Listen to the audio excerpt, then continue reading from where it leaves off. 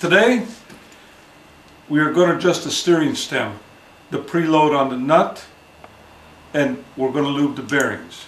The first thing we have to do is lift up the front of the motorcycle.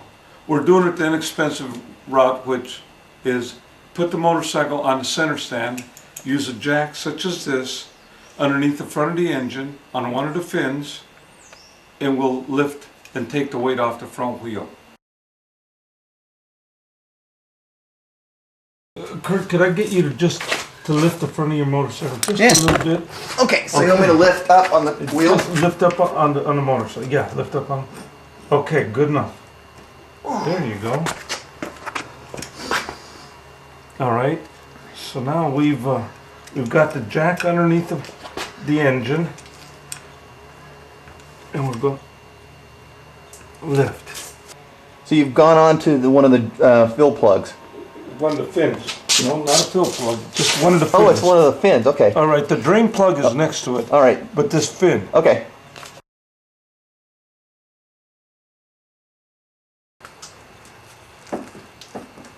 See, that's the noise. We're testing for looseness in the front end, and if you hear that clunking, that's the bearings have come loose. That's preload. There's no preload on this.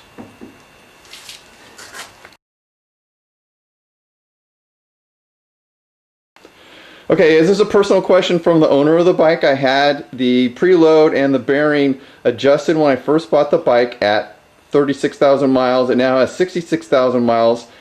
Is that a typical time between the preloads coming out of adjustment? It is when a shop does it that doesn't take the time to properly set the preload. If you set the preload properly, you should never have this problem again, even at 100,000 miles.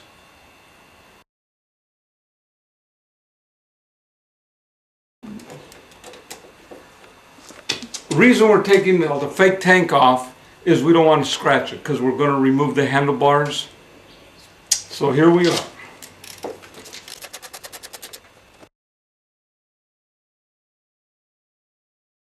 We're removing this plastic cap.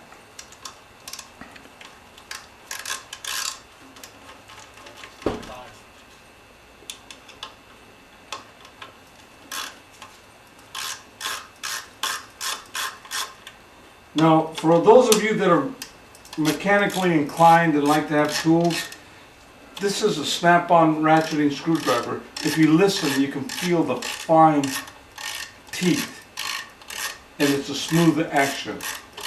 There are others on the market, but they don't compare to these.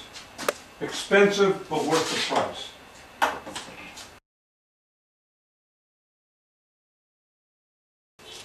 What we're going to do next is remove the handlebars. Now the owner has been smart. You see where he's marked his handlebars? And when you do both sides like this, when you set the handlebar back, you know you have them exactly where you want them, whether it's left or right or fore and aft. Important. Once you get your handlebars set to you, mark them. Fore and aft and sideways, left to right. And that's what you'll see on both of these. So now we're going to take off these 4 bolts. They're 10mm bolts. We're removing the bolts.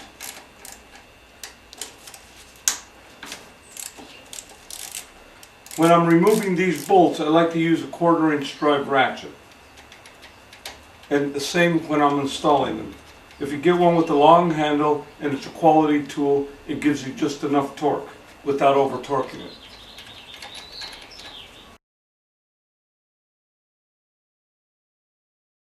We've taken off the caps that hold on the handlebars. It's always helpful to have an extra hand because we had to take off all of the plastic ties that hold the cables next to the handlebar uprights. So this way we can set the handlebar down below the upper triple clamp. And this is the upper triple clamp. We're going to remove it.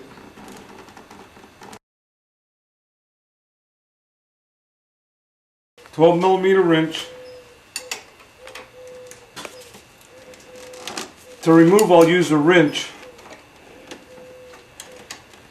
but as we install it,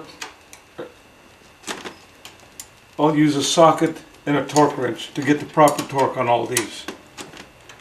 I was just reminded that when we did the shock video, I forgot to use the torque wrench, and when I went back with the torque wrench, I'd over-torqued the bolts. Hence why I use smaller wrenches.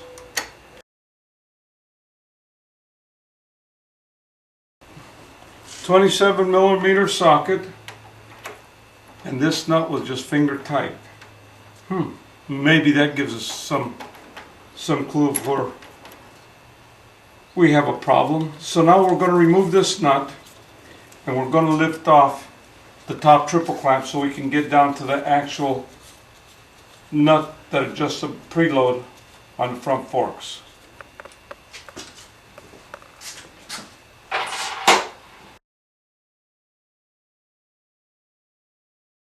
You've removed the caps. I've removed the caps. All they are is dust covers for the top of the fork legs. Because if we don't remove them, they're going to fall somewhere where we can't get to them. We're taking off or disconnecting the battery, the negative post. Reason being is we've got the upper triple clamp laying off to the side near the positive post. Even though it's covered, there's always that possibility that you can touch, arc something, and maybe burn up a bunch of wiring which you weren't intending. But now we have it exposed. You can see upper triple clamp is off to the left, exposing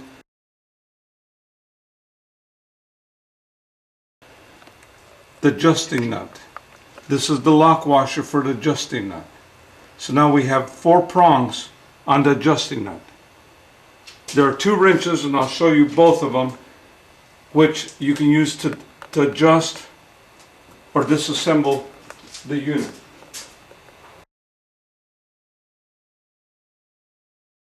These are the 2 wrenches. This wrench is an official Kawasaki steering nut adjustment tool. About $50. You have to order it from your Kawasaki dealer. And it only works if you have nothing on the motorcycle. Your fairings are gone, battery's gone, fuse box is gone. You can see how much room is needed to use this tool to tighten. The next tool is a custom-made tool by Kapp out of New Jersey, $35. It's a socket. It fits right on, it's a proper depth so that you don't interfere with the stem. See that? It just goes on there. You need no room for clearance. That's why we were able to do this without disassembling the motorcycle. See it? This is the Kapp steering stem adjustment nut socket. He makes one for the 1200 and one for 1700s. I'm unwrapping the socket that I bought from Gene last year at the AVA International Rally for a 1700. You can see the size of the bolts. 1200, 1700. Gene makes both of these. They'll be for sale on his website or at the AVA International Rally in 2015 at Estes Park. Look at that. Wonderful workmanship. They're made out of steel. He made some out of aluminum, but a lot of people don't understand the finer points of doing preload, and we're going to learn that today. We're removing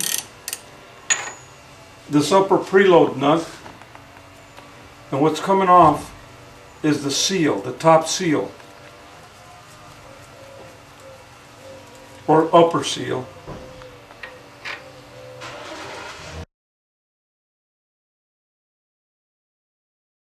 you can't tell there's a seal in here, but this outer ring, this metal piece, this is two pieces. You have the nut, and then you have the outer ring.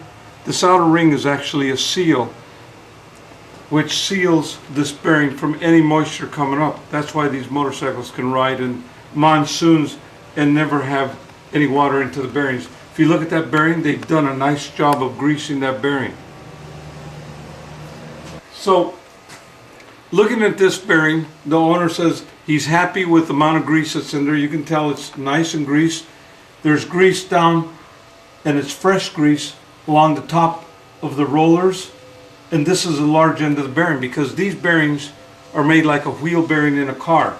The tapered end or the small end is down to facing center. On the bottom, it's facing center. So, we have this. Looks good. We're going to put this cap on, and this is what we're going to do. You just put it on.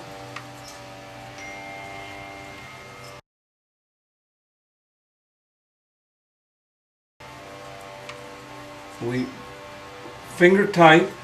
See, I felt resistance. I can feel it picking up the stem and pulling the bottom bearing up. Now it's gotten as tight as I can get it with my fingers. Now we're going to use the tool. So here's where we're going to adjust the preload. Now, a lot of you, when you buy your bikes and they're brand new, after about 2 or 3 years, you get looseness in the front end like this one did. So we tighten it up. You see, I'm just tightening it up just gently. I'm not putting a lot of pressure on it. Now, the whole stem has turned to the right.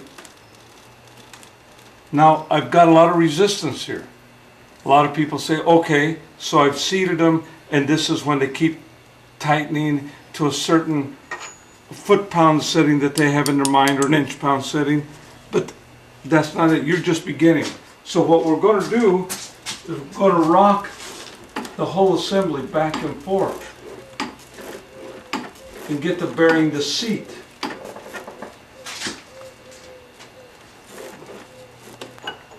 We've moved the whole steering assembly back and forth 10, 12 times, and so we know we've seated some more. So let's see what we get. See, I'm still getting another, we've gotten another quarter turn out of it. That was easy. Now I'm getting up there. I'm still not putting a lot of pressure on this. So we're going to do it again. We just do this again until you get to the point where you're not taking up any more slack after you move it back and forth 10 to 12 times.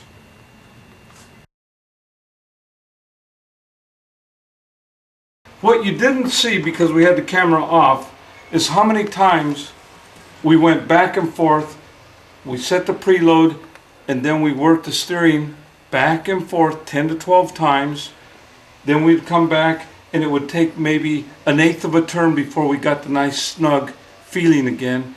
Then we'd go back and start turning the steering, and at first, the first 2 turns, you'd feel a lot of drag. Not a lot, I'm talking just a minimum amount of drag, but it would get easier as you turn it back and forth. Then you'd come back, and then you adjust it, give it a little more preload. Don't go crazy. You don't have to be strong, because these tangs, that's the wonderful thing about these tangs. They'll bend before you break anything on your motorcycle. So we've gotten to the point now where we came back and it didn't take any more preload. So people use all sorts of things. I go by feel. After so many years of doing this, I go by feel. It's like adjusting the wheel bearings on your car with disc brakes, which means you have 0 run out. So now we've done that. We're all set to go. The steering moves back and forth without any binding, without any extreme pressures. It just glides. This is what we're looking for. When you over tighten those bearings, you're going to feel a binding. It's going to feel a lot of resistance. Anytime you get that, you've done it wrong. You have to stop, disassemble it, and start over again. That's over torquing the bearings. So now you've put too much pressure on them, and you're going to ruin steering head bearings.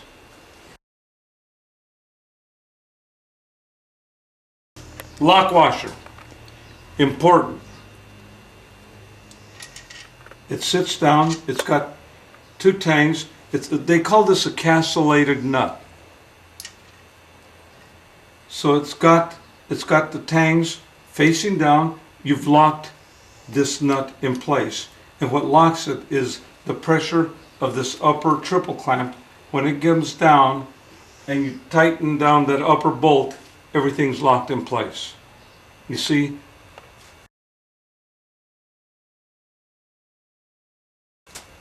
Here we are. We're almost done with this. So now I'm going to put this back in place, which is a lot more difficult than it looks. Here's where we're going to use a third hand. Now, you have to be careful. This is a warning. Be careful when you pull this up. I did not disconnect the ignition. There were no wires disconnected. The only thing I did was I loosened these two bolts, the nut, tapped it with a little mallet, rubber mallet. Here we are, rubber mallet. Tapped it gently and then pulled it up. When we put it back together, that's the way we're going to put it back together. We'll set it on there, and as it starts to seat, we'll just tap it if it's stubborn. Only if it's stubborn. Light, very light. Like if you were tapping an egg. Always remember, tapping an egg gently.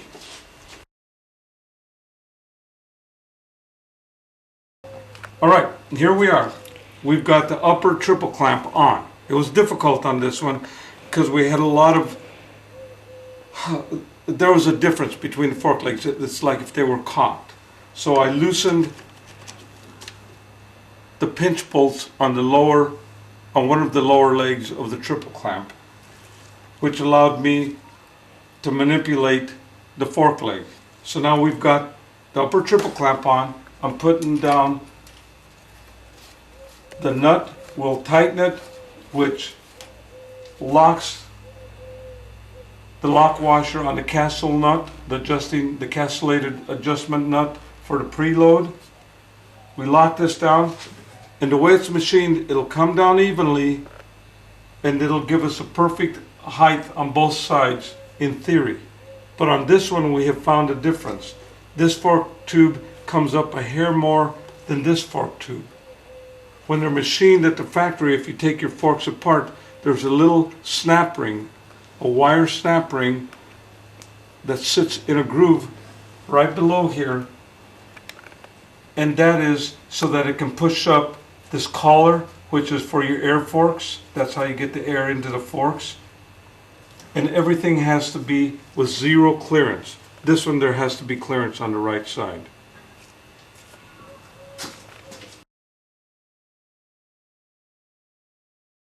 Okay, the job is complete. We've got everything back together. The important thing I want you to remember is don't rush, and take your time when adjusting the preload. On the website, some people say 115 inch-pounds, some others say 95 inch-pounds. I didn't say anything because it's personal feel. And the only way you get it right is you do it the first time, you ride it, you come back, take it apart, readjust them, maybe tighten it up a little more until you find the correct setting for you. That is the only correct setting, the one that you're pleased with, where you have no clunking noise, there isn't any looseness of any sort, and there isn't any binding. So this is all personal preference, because the manual doesn't tell you how much to torque these bolts down to, except for some of the others, such as the top of the triple clamp. I'm sorry, I'm losing my mind here. Anyway, so we're done. We're going to go road test it. Last thing, remember to get your plastic ties on and put them in the right location so that you don't have wires flopping around. You don't want to put the throttle cables on too tight, because otherwise you're going to bind those, things like that. The clutch, the choke on the left handlebar, right? And these are those nice red brake lines from NorCal Voyagers. See these red?